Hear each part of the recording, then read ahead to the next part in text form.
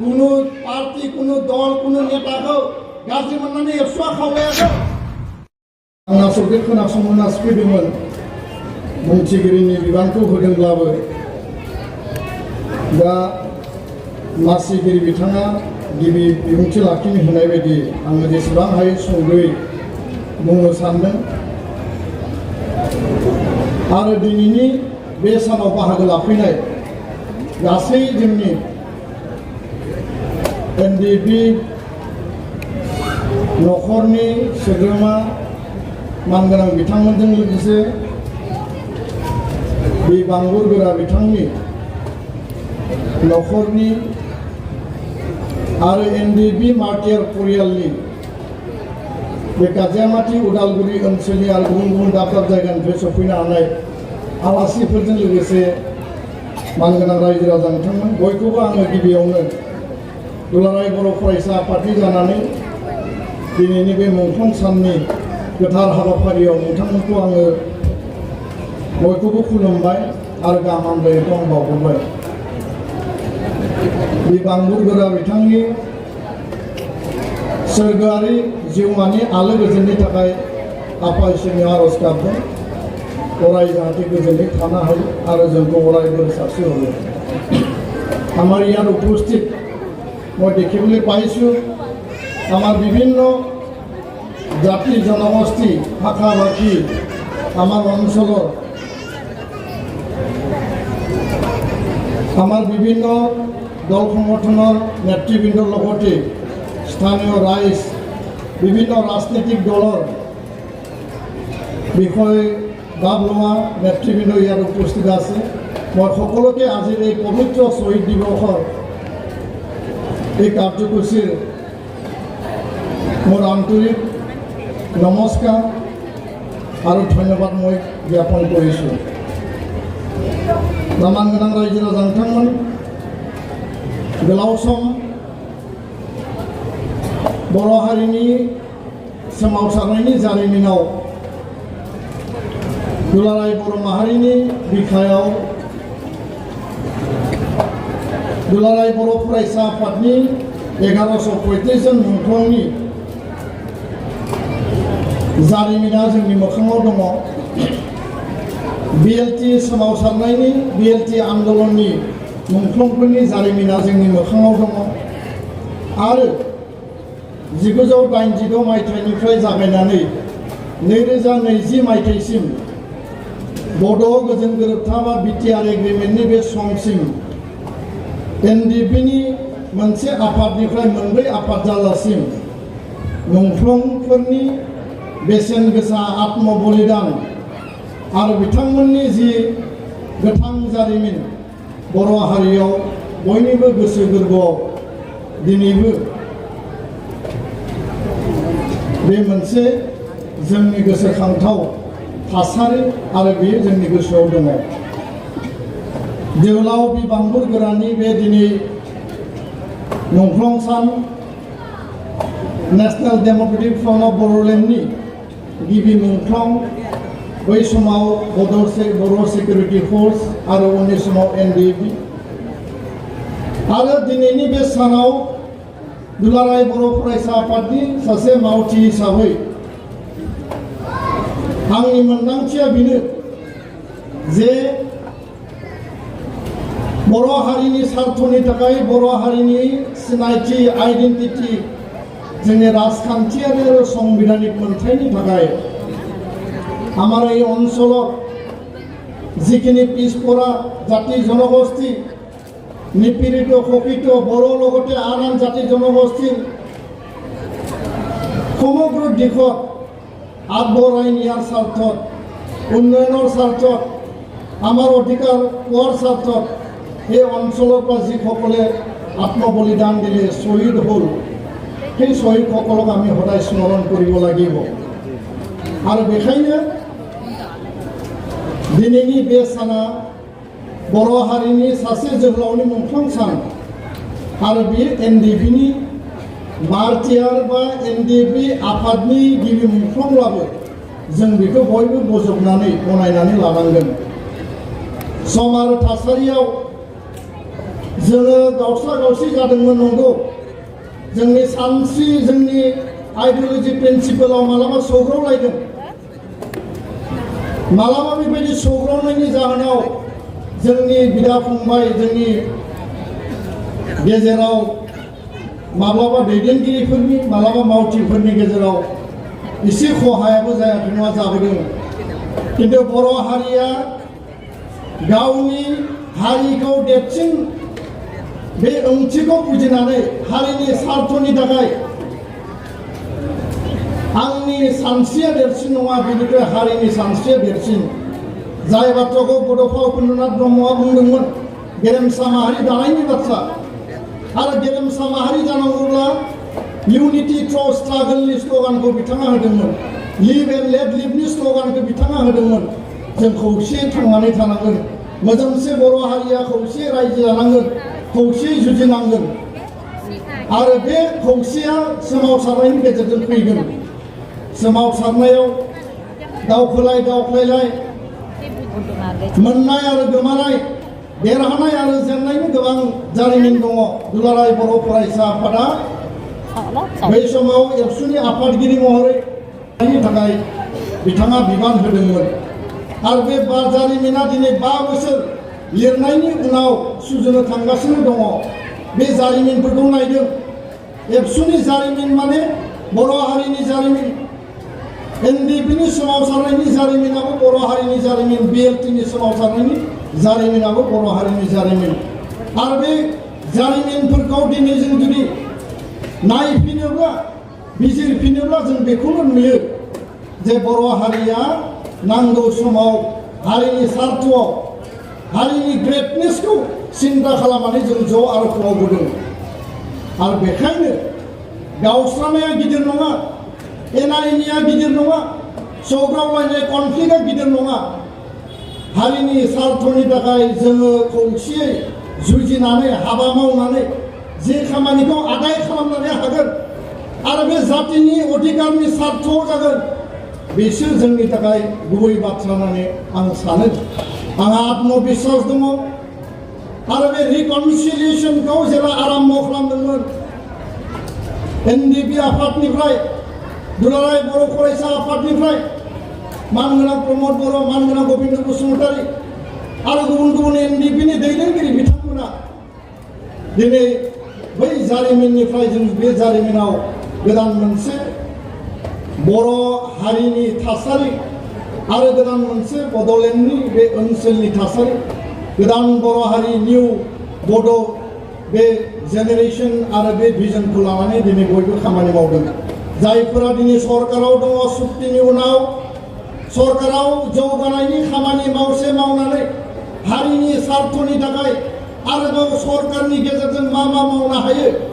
बे बाथ्राखौनो बिथांमोननियाव रियेलाइजेसनाव दङ होननानै आंहा आत्मबिश्वास दङ खारन खामानियाव नुदों जे प्रमद बर' बिथाङा सरकाराव थानानै अकल सरकारि सिन्ताल' खालायाबासिनो जातीय स्वार्थनि थाखाय बिथाङा खामानि मावबाय थादों आरो बिनि थाखायनो बिथांखौ दिनैनि बे जारिमिनारि सानाव खेबसे गोबारै बाख्नायनाय आखाइ खबनानै होनांगौ होननानै आं खावलायो आरो बे बिश्वासा रायजो राजानो थानांगोन मोननाय मोनै जानाय जायै दिनै मोनाखै उनाव जागोन दिनै मोनाखै गाबोन जागोन बे मोनसे आसा आरो मिजिंखौ जों लानानै थांनांगोन फिसा फिसा बाथ्रानि थाखायनो जों जुदि खुद्रिलायोब्ला गावजों गाव एना एनि जायोब्ला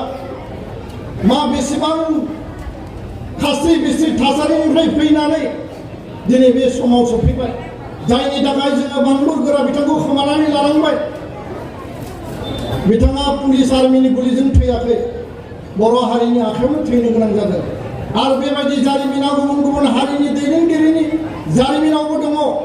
बेफोरखौ जों रायखांनानै गोसोआव दुखु दाहा आरो बेदना लानायनि बाथ्रा गैया किन्तु सैथोखौ जोङो मानिनानै सैथोखौ जोङो बिथा खालामनानै सैथोनि आधाराव इयुनाव जाहाथे बेबायदि गोदान आरो कनफ्लिक्ट जाया कुनु कारनाव आरो हाथियारनि थासारिया जोंनि गेजेराव फैफिना आरो इलिगेल आर्म्स सम सम जे हारिनि स्वार्थआव सिलाय लायाखैमोन बबेबा एंगेलाव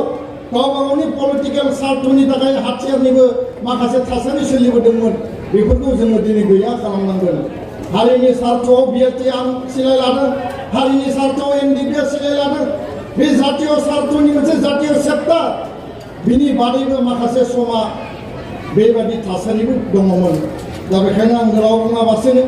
बिटिआर गोजोन गोरोबथा जाबाय गोजोन गोरोबथानि दिनै प्राय 5 बोसोर जानो थांगासिनो दङ आरो दुलाराय बर' फरायसा आफादा बे सुक्तिनि सिगनेटरि आफाद हिसाबै बिबाना जियानो थाया मानो दिनै आं दङ गाबोन सोरबा फैगोन आरो सुक्तिनि बै समाव मानगोनां प्रमद बर' बिथाङा दङमोन रन्जन दैमारि बिथाङा दङमोन गबिन्द बसुमतारी बिथाङा दङमोन सावरायग्रा फेरेंग्रा बिथांमोना दङमोन आरो गोबां दैदेनगिरि दङमोन धीरेन बर' बिथांमोन दङमोन दा बे थासारिखौ जे जोङो मोनसे गथा महराव लाबोनो हाबाय आरो बेयाव जोङो जिखिनि मोननांगौ बर' हारिनि बे सोमावसारनायनि जारिमिनानो खोन्दो खोन्दो खोन्दो फैदों गोलाव सम आन्दलन खालामबाय बिएससि गोरोबथा जाबाय गोलाव सम आन्दलन खालामबाय बिटिसि गोरोबथा जाबाय आरो बिनि उनाव बिटिआर गोजोन गोरोबथा आरो बेखौनो जोङो संदाननाय जादों बे गोजोन गोरोबथायाव मोनसे बेबायदि पर्यायनि लेभेल जोङो लांनांगौ जि सिक्स शिड्युलखौ जोङो मर अट'नमि खालामनानै जोंनि भारत संबिधाननि सिङाव जोङो जाहाथे मर्यादा मोननो हायो आरो बे मर्यादाया गुबुन काउन्सिलनिख्रुइ आरो बांसिन क्षमता गोनां जायो दिनै एरिया गिदिर 35 लाख मोनबा जिल्ला दङ एकर्डनि गेजेरजों जिल्लाया बारायनायनि लामायाव आरो बे खोथाफोरखौनो लानानै जोङो खामानि मावगासिनो दङ दा बेखायनो भारत सरकार आसाम सरकार बिटिआर काउन्सिल 3 टायार गभर्नमेन्ट जि सिस्टेम आरो बेयाव government to government official to official bureaucracy to bureaucracy आरो जायफोरा सरकारनि मुरब्बी पलिटिकेल लेभेलाव दङ मानगोनां प्रमद बर' आसामनि गिबि मन्त्रि मानगोनां डक्टर हिमन्त बिश्व शर्मा भारतनि प्रधानमन्त्रि नरेन्द्र मोदी भारतनि नखर मन्त्रि अमित शाह बे मोनसे चेनेलाइज प्रसेसआव दिनै एकर्ड इमप्लिमेन्टेसननि खामानिया पलिटिकेल लेभेलाव एनडिपिनि दैदेनगिरिफोरनि नारसिननाय एबसुनि नारसिननाय बे मोनसे सिस्टेमाव दिनै सोलिगासिनो दङ आं गोलाव बाथ्रा बुंनो सानाखै गोबां खेब रिभिउ मिटिं जाबाय गोबां डिसकासन जाबाय प्राय सुक्तिया अन प्रसेस दङ माखासे सुक्तिनि दफाफ्रा मावफुंजाबाय आरो दिनै गाबोन जि समाव सुक्तिया आबुङै मावफुंजागोन बांबुरगोरा बिथांमोननि जि मुंख्लंनि बेसेन बे बेसेना मोगथाङाव फिथाइ थायगोन आरो बे मुंख्लंफोरखौ जों अब्लासो बिथांमोनखौ जों जेरै गोजोनै थानो हास्थायो इसोरनियाव आरज गाबो बिथांमोना बे समाव बे सानाव गोजोनै आलो गोजोनै थानो थाखाय बिथांमोना अरायबो लामा मोनगोन होननानै आं सानो दा मैया भारत सरकारजों मोनसे रिभिउ मिटिं जादों आरो थांनाय समनि रिभिउ मिटिंआव बिटिआर काउन्सिलनि मानगोनां चिफ बिथाङाबो थादों गोबां दैदेनगिरिफ्रा थादों आरो जोङो ज' टिम हिसाबै खामानि मावगासिनो दङ गोलाव समनि रिभिउ मिटिंनि उनाव मैयानि जि रिभिउ मिटिं एकर्ड इमप्लिमेन्टेसननि थाखाय बियो जथेस्थ मोनसे प्रेक्टिकेल रिभिउ मिटिं होननानै आंनि गोसोआव बे एनालाइसिसआ फैदों आरो बेखायनो फैबाय थानाय डिसेम्बर दाननि गेजेराव पार्लियामेन्ट सेसनाव सासे नङा सानै बर'फ्रा एमपि मोनबाय पार्टिया जियानो जाया मानो जों पार्टि हिसाबै नायाखै बर' हारिनि एमपि हिसाबैसो नायनांगोन आरो दिनै इउपिपिएल हानजाया सानै एमपि दैथायहरनाया जोंनि थाखाय मोनसे गिदिर देरहासारनाय होननानै आं बुंनो सानो बेयाव आं राजखान्थिनि बाथ्रा बुंनो नागिराखै सोरबाया सोरबा राजखान्थि हानजानि नाम लानायाव दुखु मोनोब्लाबो आंहा बुंजानांगौ बाजानांगौ गैया कारन सानै एमपि दिनैनि मदिनि सरकाराव बर'फोरा एस्टाब्लिश खालामनाया आरो मानगोनां प्रमद बर'नि सिन्था आरो कौशलजों भारताव बे डमिनेन्स लाबोनो हानाया जोंनि खोथाखौ राज्य सभा लकसभायाव बुंनो हानायनि बे अधिकारखौ लाबोनो हानाया बे गोरलै एजेन्डा नङा रायजो राजा नोंथांमोन मोनसे समाव हाग्रामा महिलारि बिथाङाबो सानै एमपि जोंबो बयबो मदद होदोंमोन किन्तु बै समाव जेरैबायदि मावनांगौ जेरैबायदि जानांगौ आरोबाव जथेस्थ मावना लाबावनो हायोमोन आङो मावनो हायाखै होननानै बुंनो नागिराखै मावना लाबावनो हायोमोन बे बाथ्राखौसो आङो बुंदों दा बेखायनो पार्लियामेन्ट सेसनाव बिटिआर जे संविधानिक मर्यादा बे मर्यादाखौ जों जुदि बांहोयोब्ला बिनि पावार एन्ड फांसना बाङोब्ला समष्टिया 60टा जायोब्ला मानगोनांसि बिथाङा दङ बिथांनि गासै परिकल्पना दुलाराय बर' फरायसा आफादा बाहेराव दङ सिङाव दङ टेबोलाव जिरायगोन जोङो सावरायगोन डिबेट आर्गुमेन्ट खालामगोन प्रयोजन जायोबा जों आन्दोलन खालामगोन कारण गणतान्त्रिक आरो जातीय आरो छात्र संगठन हिसाबै जोंनि जि कमिटमेन्ट जोंनि जि चिन्ता जोंनि जि आदर्श जातीयताबादनि जि मोनसे आदर्श जोङो एक बिन्दुबो कम्प्रमाइज खालामनायाव गैया आरो जि समाव जि डिसिसन लानांगौ जों बे हाबाफारिखौ मावदों बे जोंनि संविधानिक मर्यादाया जुदि बाङोब्ला अट'मेटिकेलि बिटिआरआ फुल फेजेर महर मोनगोन आरो जोंनि जि मुंख्लंफोरनि आल्टिमेट थांखिमोन एबसुनि आन्दलननि मुंख्लं बिएलटि आन्दलननि मुंख्लं एनडिपि आन्दलननि मुंख्लं बे मुंख्लंफोरनि बेसेनखौ जोङो मोनसे समाव आबुङै आरो मोगथाङै मोनगोन आं मुंखौ खारियाखै मा टारगेट लानानै बुंदों नोंथांमोना बयबो गोसोखांनो हायो जोंनि आल्टिमेट थांखिजों जोङो थांनांगोन आरो जोबनायाव एनडिपिनि जिखिनि आद्रा थानाय जेंना जेंसि दङ जिखिनि आद्रा जे 678 रिहेबिलिटेशन लास्ट पेकेज दङ बे पेकेजखौ सरकारा अलरेडि बिथांमोना एप्रुभेल होबाय आरो बेखौ मोननो थांगासिनो दङ बिनि अनगायै केसनि बाथ्राखौ जों रायखांदों जे केसआ अरुणाचलाव दङ मेघालयआव दङ नागालेण्डआव दङ बेखौ गोख्रैनो फोजोबनांगौ सामन आरो वारेन चुक्तिनि उनाव थांनाया जोंनि थाखाय दुखुनांथाव पलिटिकेल लेभेलनि सिन्थाया क्लियार बिउरोक्रेसि लेभेलनि सिन्थाया मालाबा गोनो गोथो जायो गोदान अफिसार फैयो गोदान अफिसारा गोदान पद्धतिजों खामानि मावो आरो माब्लाबा जुडिशियारि मेटाराव एक्जिकिउटिभ आरो जुडिशियारि कनफ्लिक्ट जानानै जुडिशियेल मेटारखौ बिसोर बाद होनो नागिरो खारन बे कर्ट कासारिनि केस किन्तु एनआइएआव जायफोर दङ 60 जन बिसोरनि मेटारखौ बन्द खालामनांगौ ट्रायला बन्द जानांगौ जेलनिफ्राय उदां खालामनांगौ आरो सिबिआइआव रन्जन दैमारि आरो जेसेबां दङ बिथांमोनखौ रेहाय होनांगौ बे खोथाखौ मैया जोङो स्पष्टयै बुंनाय जादों दा बेखायनो मानगोनां रायजो राजा नोंथांमोन केस उइथड्र खालामनांगौ जेलनिखौ दिहुननांगौ बिटिआर काउन्सिला सुप्रिम कर्टआव जिखिनि केस रन्जन दैमारि आरो 7 आदार्सनि दङ थाखा फैसा जिखिनि खरसा पाति खालामनांगौ उकिल हमनानै जिखिनि खामानि मावनांगौ 100% रिक्स लानानै मावगासिनो दङ बेखौ सानफ्रोमबो खिथानांगौनि बाथ्रा गैया दुलाराय बर' फरायसा आफादा नाजागासिनो दङ बेखौ सानफ्रोमबो प्रेस मिट खालामनानै खिथानांगौनि बाथ्रा गैया बेफोर जाबाय जोंनि इन्टारनेल एजेन्डा किन्तु गोबाङानो बुजिया गोबां दिनै इउटिउबार ओंखारबाय गोदान दिनै मिडिया ओंखारबाय इन्डिभिजुवेल व्यक्तियाबो दिनै मिडियानि गेजेरजों सानसेयावनो राजा जानो नागिरो आङो मिडियाखौ सोंखारिनो नागिराखै किन्तु कनस्ट्राक्टिभ आरो डिस्ट्राक्टिभ हारियाव जायफोर पजिटिभ कनस्ट्राक्टिभ डाइनामिक परिवेश लाबोगोन बे खोथाखौ साननांगौ जेफोर डिस्ट्राक्टिभ जेफोर नेगेटिभ हारियाव माबा मोनसे गुलुं गुजुं लाबोगोन मिसट्रास्ट लाबोगोन मिसआन्डारस्टेन्डिं लाबोगोन बेफोर खोथाखौबो साननो गोनां दङ ओरैनो नोङो टिभिआव स्क्रिनाव मिडियायाव मबाइलनि मोखाङाव फेसबुक लाइभ खालामबानो बिश्व जुद्ध जय खालामनाय जाया बिश्वआ जय जाया बर' हारिनि मोनजा रोङै गैजा रोङै दुखिया गोरिब गुन्द्रा जोंनि लेखा फरा फरायनायाव जायफोर नोरजिया जानानै दङ बिथांमोननि जिउआ सानसेनो बै इउटिउब आरो फेसबुक लाइभ होनायजों उद्धार जाया दा बे बाथ्राफोरखौ जोंहा साननो गोनां दङ दा बेखायनो मार्टियार परियालनो फैसा होनांगौ 592 परियाला दिनै फैसा मोनबाय सरकारा दिनै खामानि मावगासिनो दङ आसाम सरकारा बुंदों जोंनियाव बाजेटनि आंखाल जों बुंदों बाजेटनि आंखालजों खोथा गैया केस मेनारावबो होनांगौ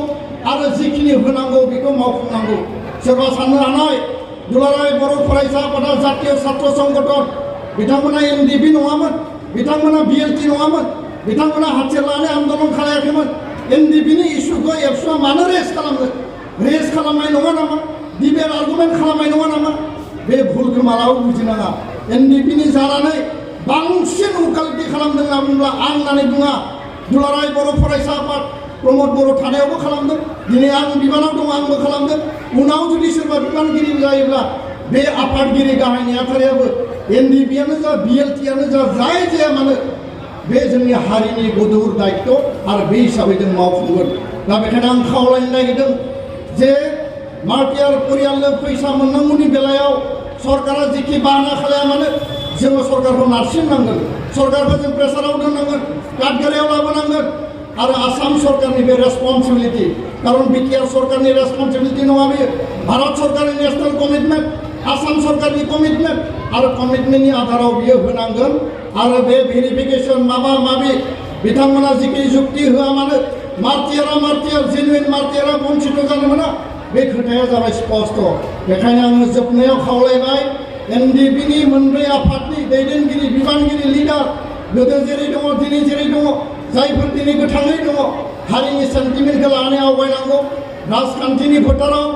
गुबुन गुबुन दोलोआव थांदोंब्लाबो जातीय स्वार्थआव ज' जानांगौ आरो गावसोरनि सिन्ताखौ गारनानै दिनै माने सोरबाया गुबुन साननाय गाबोन सोरबाया गुबुन साननाय सोरबाया सोरजोंबा थांनाय सोरबाया सोरजोंबा फैनाय बे थासारिफोरा दिनैबो जोबाखै एसे बाथ्राखौ लानानै खुद्रियो एसे बाथ्राखौ लानानै सन्देह जायो संग्रामि नेताफोरा संग्रामि सत्ता थानाय मानसिफोरा बेबायदि परिबेसखौ लाबोनाङा हारिनि खौसेनि थाखाय खामानि मावनांगौ आरो जोबथा थांखिसिम बड'फानि जि मोनसे आल्टिमेट गल बेखौ मावफुंनांगौनि थाखाय जातीय सत्ता आरो जातीय चेतनाखौ लानानै हाबा मावलांनायनि बेलायाव जों खावलायदों जे UPPL हान्जा आरो BPF हान्जाया ज' लोगो नांनानै आरोबाव हारिनि ग्रेटार इन्टारेस्टनि थाखाय माबा मोनसे जों जुदि अधिकार आरो मोनबावोब्ला माबा मोनसे जों आरो मावनो हाबावोब्ला बे जोंनि थाखाय हारिनि मोनसे गिदिर सिमां आरो बेखौ मोगथाङाव मावफुंनाय जागोन बे बाथ्राखौसो खावलायदों कुनु पार्टी कुनु दल कुनु नेताखौ गाज्रि मोननानै एबसुआ खावलायाखै बे जोंनि दिनैनि मोनसे आल्टिमेट आपिल आरो रायजो राजानि मोनसे गोसो सिङाव माने नुजाबाय थानाय मोनसे थासारि आं बयखौबो खावलायबाय फैबाय थानाय समा शान्तिनि सम जागोन आरो शान्ति आरो गोजोन गायसननायाव कुनु कम्प्रमाइज गैया मिज'रामाव लालदेंगाया शान्ति गायसनदों जरामथांगाया फल' आप खालामदों दिनै बिटिआरआव प्रमद बर' बिथाङा शान्ति गायसनदों गबिन्द बसुमतारी रन्जन दैमारि सावरायग्रा फेरेंगा आरो धीरेन बर' बिथांमोना ज' मोनसे प्लेटफर्माव फैदों बे शान्तिखौ जों बाहाल लाखिनांगोन अशान्तिजों जेबो लाब जाया मिज'रामा दिनै लाब जादों शान्तिनि थाखाय बर' हारिया बड'लेण्डआ लाब जादों शान्तिनि थाखाय आरो शान्तिनि गेजेरजों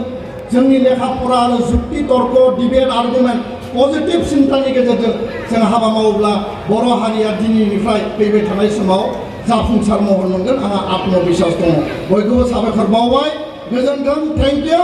जय बर' हारिनि